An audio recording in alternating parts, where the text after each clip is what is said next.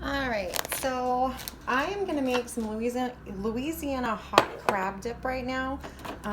If you can hear that, my husband has the pressure washer going as well as there's a snowmobile going around my house. So you're gonna hear some noise. That being said, we're gonna make some crab dip. All right, so I have canned crab. I'm gonna add 2 cans of that. I opened them and drained them beforehand so I wouldn't be wasting all of you guys' time. But I use the Martell, which comes with like paper things in it. So make sure you take those out. You don't want to eat that. So 2 cans of crab. Then I do an 8-ounce pack of cream cheese. Any old cream cheese will do. Philadelphia has a really great flavor, so I use that a lot. And I use the Market Basket one. I don't really tell a huge difference. They're both really creamy. But some people have brand issues. Not me. My wallet says that's just fine. Okay, cream cheese. Then I get a spatula or something that you can mix with. I'm more comfortable. I have this kind of rugged spatula slash ladle. Well, I can't say ladle. It doesn't have any spoon. I don't know what you'd call it, but it's like a flat surface that I really can push in with and get these mixed. You want to mix the crab into the cream cheese. So I kind of press it down and chop up with that hard edge to get that kind of mixed up nice. And so that's 2 cans of crab, an 8-ounce pack of cream cheese, and that gets very creamy. I've let my cream cheese sit out so it's a little bit easier to mix. See, so it's not too thick, not too thin, just right. Okay, then I take mayo, and it's a 1/2 cup. I have a 1/2 cup right here. And I'm gonna take my fork and get some of it out and put it into the 1/2 cup.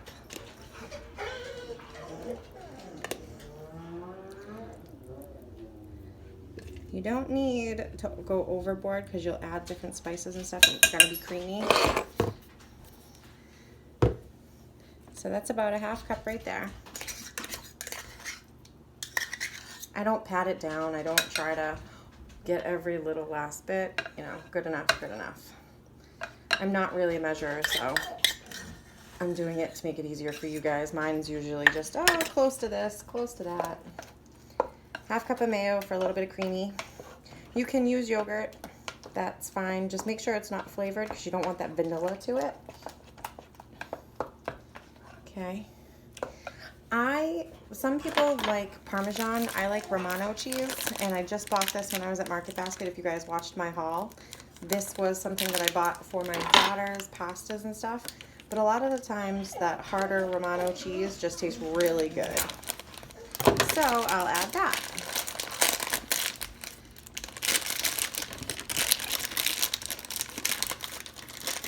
And I'm going to add a 1/4 cup.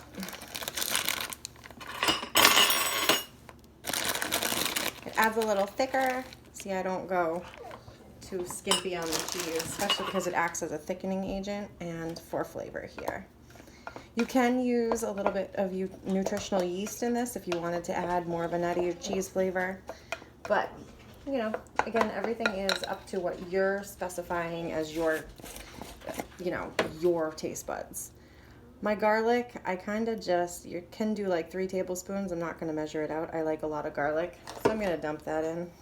I personally like chopped minced garlic. I get this at BJ's right now, and we use a lot of it, as you can tell, so I'm constantly buying another one. I have usually buy 2 or 3 on the hand because we go through it so often.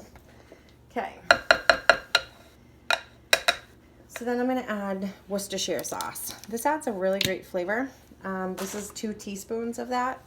So that's what I typically use. And right here I have 1, 2, 3, 4 1/4 teaspoons because that's what I grabbed first. 1, 2, 3, 4. I'm not really, as you can see, really the type of person that goes, oh my God, it's too much, it's too little. I'll taste this in a minute after I get all my ingredients in and go, nah, I want it to be more this way, or I want it to have more of a this flavor. That's how I do with my salt and peppers, everything. And just change it as you go. So now I have lemon. And lemon adds a really great flavor to it. This one I do measure out because it can be kind of acidic. 2 tablespoons for a little punch. Okay. 1 teaspoon hot sauce. This is one of those that I like it a little stronger, but I suggest 1 teaspoon.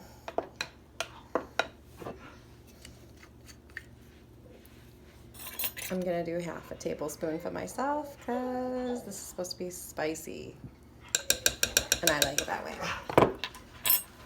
So, if you guys can hear that dog in the background, that's my brother-in-law's dog. She came to play with us for the day. So she keeps crying because she hears the snowmobile going by. Cutie pie. And 1 teaspoon of Old Bay.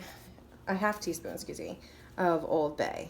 That's a really great flavor. I use it in a lot of different things. I'm not sure if you guys are familiar with it, but it's wonderful. And mix that. And then we're going to stuff this in the oven. I put grated mozzarella or shredded mozzarella, or you can kind of do whatever you want. Shredded cheddar, grated if you like more of a crisper topping. You can even do panko breadcrumbs on top. Mix that with a little bit of butter and then put that on top if you want a crust. It's all up to you. But let me show you kind of what I got here. So this is kind of the consistency that you're looking for. And like I did, I just mixed it really quick. I'm going to throw it into the oven and bake it up. And I'm going to do mozzarella cheese on top because it has a nice little kick to it. But you can salt and pepper to taste. I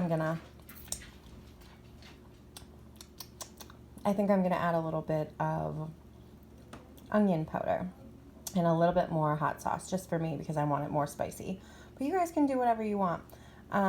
Salt and pepper is perfectly to taste. Again, if you want it a little bit thicker, it will thicken up in the oven a little bit because it just does.